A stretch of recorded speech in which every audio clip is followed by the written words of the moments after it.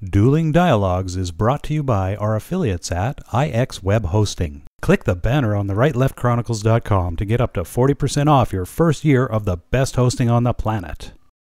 Today's episode of Dueling Dialogue is brought to you by Saucy Eva. GMA's Marinade is coming soon to a plate near you to gourmetize your meats and proteins. Coming to you from that once-forgotten artery that pulses through the center of the continental United States and into the heart of the Ozarks, Grace Matthews. Looking in from the northern border, our Canadian friend, along with his countrymen feeling the effects of U.S. political issues, Connor Murphy. Welcome to episode 3 of Dueling Dialogues. I'm Connor Murphy, out here in my Pacific Northwest studio with Grace Matthews in her studio in Springfield, Missouri. Hi, Grace. Hi, how are you, Connor? Doing good. It's Friday. Yeah, hip hip hooray. Yes, I look forward to this day all week. So yeah, it's getting close to happy hour. Don't take it personal or anything, but I won't. Good. So what do we got coming up in this episode? The issue at the top and the bottom of all the current problems, and that's freedom of speech. And I think the changes in the world have us looking and defining freedom of speech differently than maybe we did a couple decades ago. Freedom of speech in the United States is the First Amendment, which protects even hate speech, but not threats. In 2001, we started redefining what constituted a threat, and that physical bodily threats would not be covered by the First Amendment. Prior to that, at least in my lifetime, I'm not sure we gave it a lot of thought. Freedom of speech is the right to express opinions without censorship or restraint. In the United States, we also have freedom of expression, which is the freedom to express ourselves through religious customs, through art, in the broader sense of art, as in fiction writing, movies. So we're protected in the United States. Bullying and taunts are also protected. Hate speech, racist comments are protected as long as they do not threaten physical harm. Now, it's complicated because the victim gets a little leeway in defining whether they feel physically threatened or not. And those cases are starting to be defined and brought into the judicial system and into the basic conversation. What is freedom of speech and what isn't? I know in Canada, you guys have a more implicitly defined it. Could you tell us a little bit about that, Connor? Yeah, for sure. What a coincidence, Grace. I've got the webpage right up here, and I just happened to be reading Section 319 of the Canadian Criminal Code. What a psychic. Yeah, I don't know how You're amazing. Yeah, you're right. It's a little more cut and dried, and I mean, there's still that gray area between free speech and hate speech.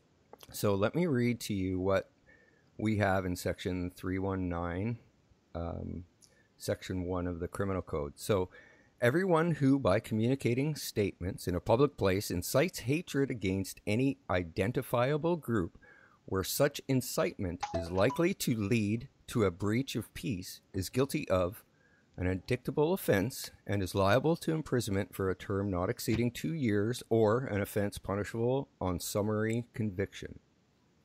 So Section 2.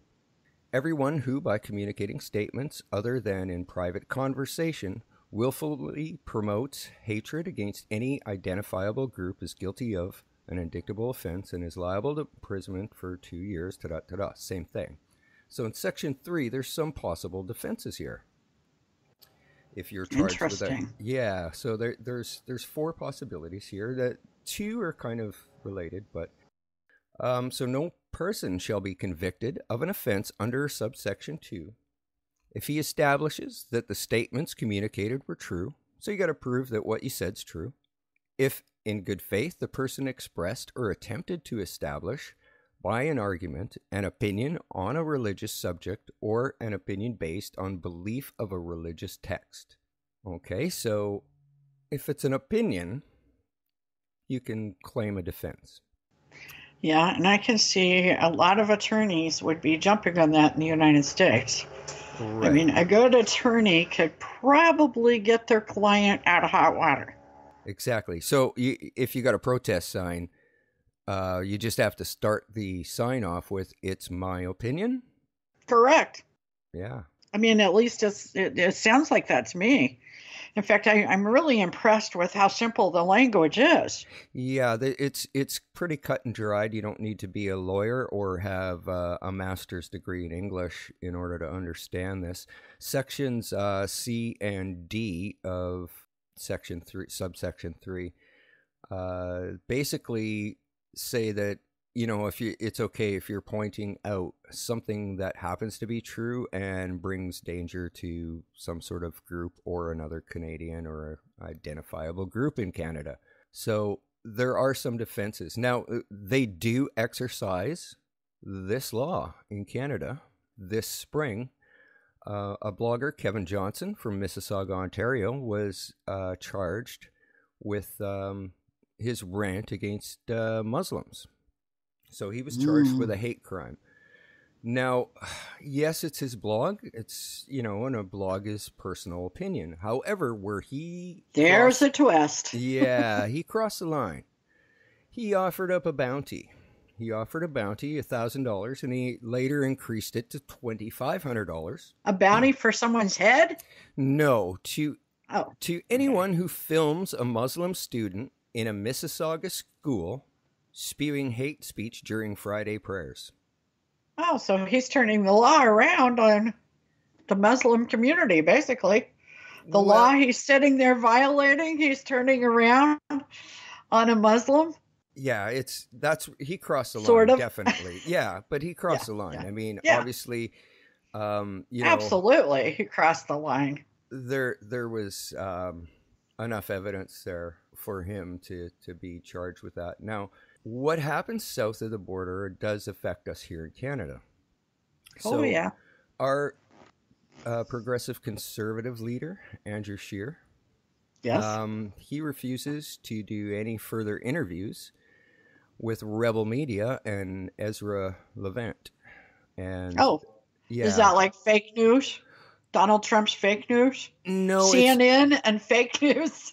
Well, it's let me put it this way. Think Alex Jones, maybe, and InfoWars. Oh, okay. So they're spewing out hate. Well, they're over there in the right, and Rebel Media took a stance on what happened in Charlottesville this last week, and the progressive conservative leader did not like the stance, obviously supporting something for the white nationalists.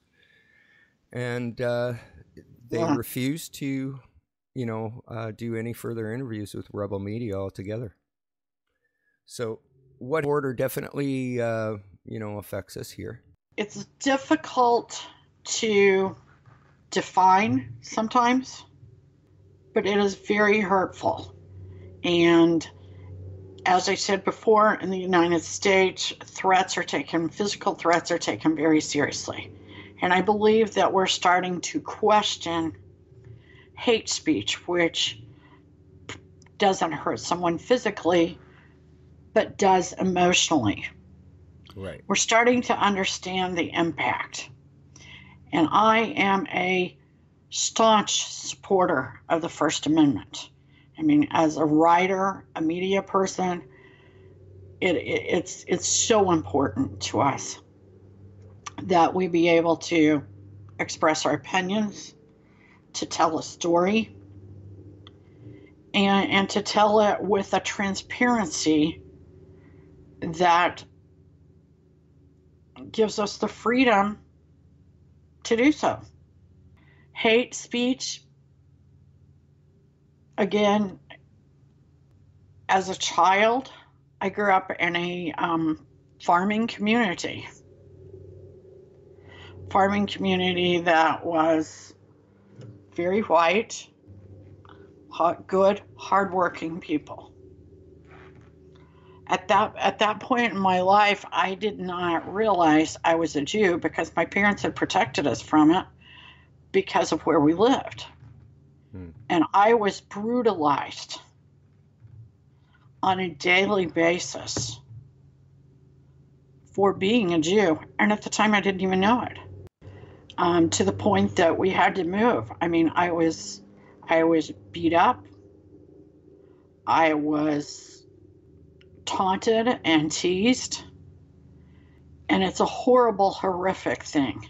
Anti-Semitism is, it's rampant in some communities. And for children, especially living away from a community of Jews or from Israel, it can be a lonely and terrifying experience. Of course, people in Israel and people in Jewish communities have been targeted, but they oftentimes have each other. Right. And that can be a huge support. But I digress. So I understand redefining hate, but not at the expense of giving up our First Amendment rights and telling a story about our history. Being able to talk about history from a candid, truthful aspect is very important. We don't want to become the Orwellian society and forget where we came from, because we've done a lot of ugly things. And people all over the globe have, not just Americans. But we need to strive to do better. Well, we have the same sort of issues here in Canada, especially against Muslims right now. I do have an example of that. So there was a Facebook group, and they're a right-wing group, and the media group's called Propagander Promotions. So they were going to do a demonstration in Vancouver, and they listed some speakers from several anti-immigrant groups. Well, once people got word of this demonstration being put on, they countered it, and they put a kibosh on it in the media kind of thing. And the people in that group, only 8 said that they would show up by the time it got close to rally time. And 800 other people showed up to protest their rally. So 800 to 8 pro-immigrants, right? Pro-immigration, right? People showed up to 8 anti-immigration. I'm afraid in the States our numbers would be just the opposite. Right, and this doesn't exist everywhere in Canada. There is. It would have been much different if it would have been another such place other than Vancouver. Vancouver's got a very, very diverse ethnic population. It's like a melting pot. Yes. Well, we're on the coast here, so think, Seattle when you think Vancouver. It's gorgeous there, too. Yes, it is. We've had a very dry summer, too. So not as dry as the U.S. political environment, though. Yeah, but that draws a lot of people. You've got, not far away, you've got water, snow. Right. You've got almost 4 seasons that surround you. Yes. And within, an hour or 2? And that draws people. That really is a draw for people from all over the world. Right. So we have a very diverse population when it comes to everybody's background, and there's areas of Vancouver where if you're Caucasian, you're a minority. So Wow. so we're pretty open to immigration out here on the West Coast, whereas other parts in Canada aren't so open to it, and they for that reason they don't like Trudeau very much, and it tends to be the far right that is the ones that are the ones not happy with what's happening currently in Canada. You know what we have that the United States does not have? What do you have? We have a refugee camp. Really? Yes, as a matter of fact. Where are they from? They are basically, I guess, your illegal population. And they're coming through New York and into Quebec. So Trump's running them out of the United States, and they're headed for Canada. Canada. Well, somebody is passing the word around, apparently, that Canada's open and you just cross the border and you're welcome with open arms, and it's not the case. After the earthquake in Haiti, we actually had a refugee ban on for a while. And really? A lot of Canadians don't know that. So. Oh my gosh. Yeah. Now, was Trudeau in office then? No. Oh, okay. I can't imagine he would do that. No. I mean, he seems very pro-immigration. Oh, definitely. Definitely pro-immigration. And he's very Obama-esque. He and Obama were friends. They saw eye to eye a lot. For a lot of people that don't know or, haven't really paid attention to Canadian politics, had Trudeau been in office longer at the same time Obama was in office, I think there would have been lots of pacts and made between the United States and Canada. A lot more. Right. I think you're right. I mean, we do have our ongoing battles with the lumber industry and things like that, but we're digressing away from free speech for sure. Exactly. It would be interesting to actually get the view on free speech from people from other countries. Absolutely. So I think what we need to do is revisit this whole free speech versus hate speech, and maybe bring in some more online examples from social media. But more than that, I'd love to bring in some people from other countries, maybe Iceland or Europe somewhere. That's an excellent idea, because this is a global issue. Right. And it'd be very interesting to hear what, how other countries are handling this problem. Like, this is a small problem. It's about 250 refugees a day. I shouldn't say it's a small problem. That's a big problem. No, that's a big problem. But it's not to the volume of what the European countries are seeing. Exactly. And with,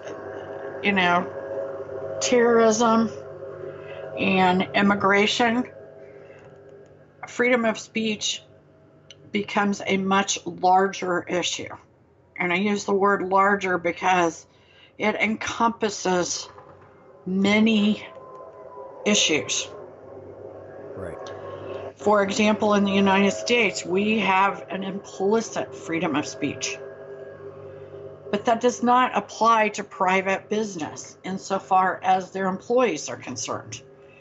So if you were an employee and you express your freedom of speech and the employer does not agree with it or doesn't like it or feels like it's hurtful or profane, he is certainly allowed to fire you without any legal repercussions.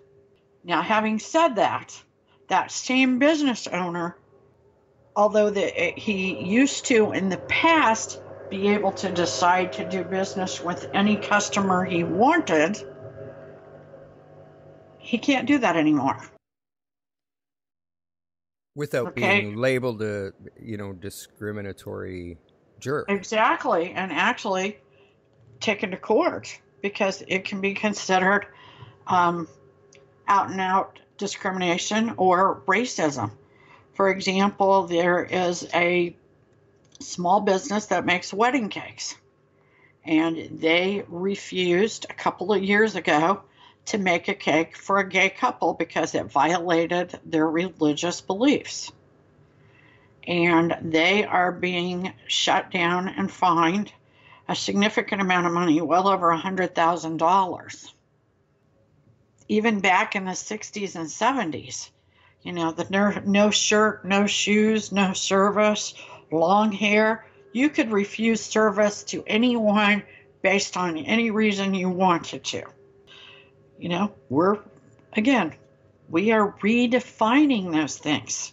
And our children, the millennials, have a different expectation of what free speech means. And I believe that is because they've grown up with social media. Now, their grandparents and parents are horrified at the thought of redefining free speech. But let me tell you, as the baby boomers start to be outnumbered by the millennials, these changes are coming, and we're going to have to get used to it. And I do understand why it scares us. One of the best examples of a new definition of free speech is the case of Michelle Carter. Her boyfriend was off in his truck. I think the truck was running. He was attempting to commit suicide, and they were talking back and forth on text. She encouraged him to go ahead and commit suicide. And recently, she was charged with involuntary manslaughter for encouraging him to commit suicide.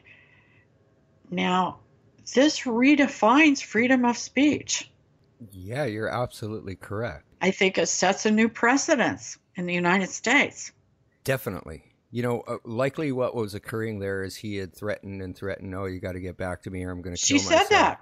Yeah. You're exactly right. And she was just fed up and said, all right, never thinking that he would actually go ahead and do it. That's exactly what she did. And exactly. She, I do believe she had her own emotional issues. And I wasn't on the jury, so I don't want to judge what the jury did. I would probably have a hard time convicting her, saying she needed to spend some time getting mental health care. I would definitely have agreed to. But it sets a precedence that even though she wasn't hurting him physically, and prior to this case, I feel like that's how we all defined freedom of speech.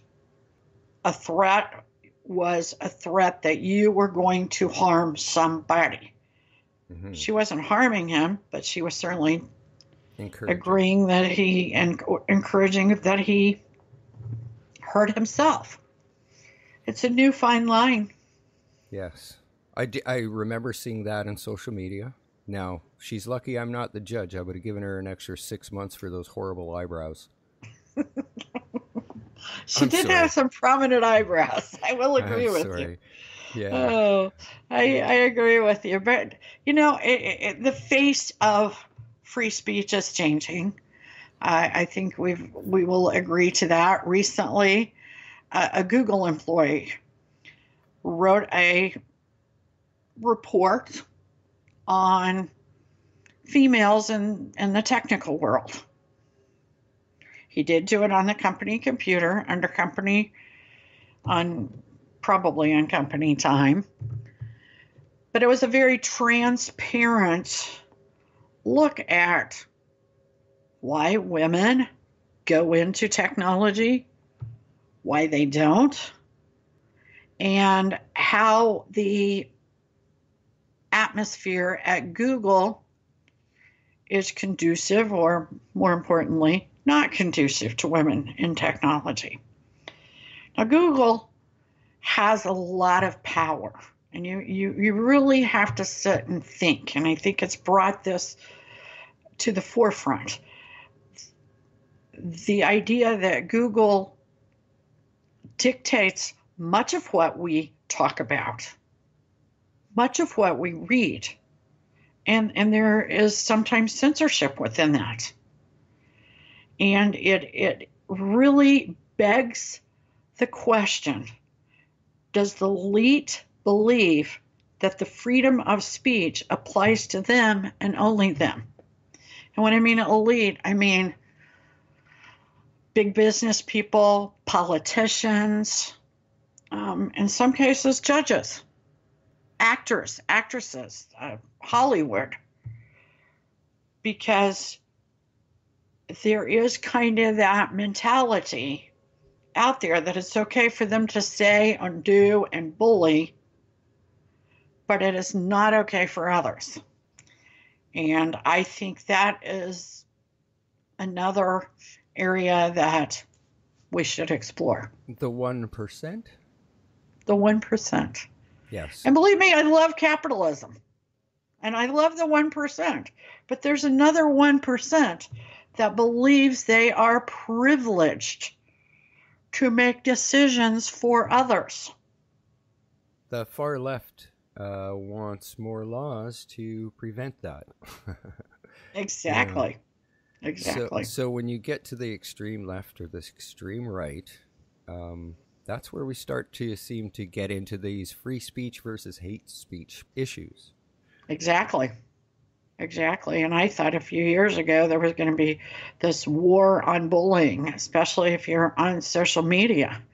You know, people were really taking a stance. And as a mother also of a special needs child, that was very important to me. But I see these same people during these past elections that basically use speech to bully others. The same people that launched campaigns for bullied children.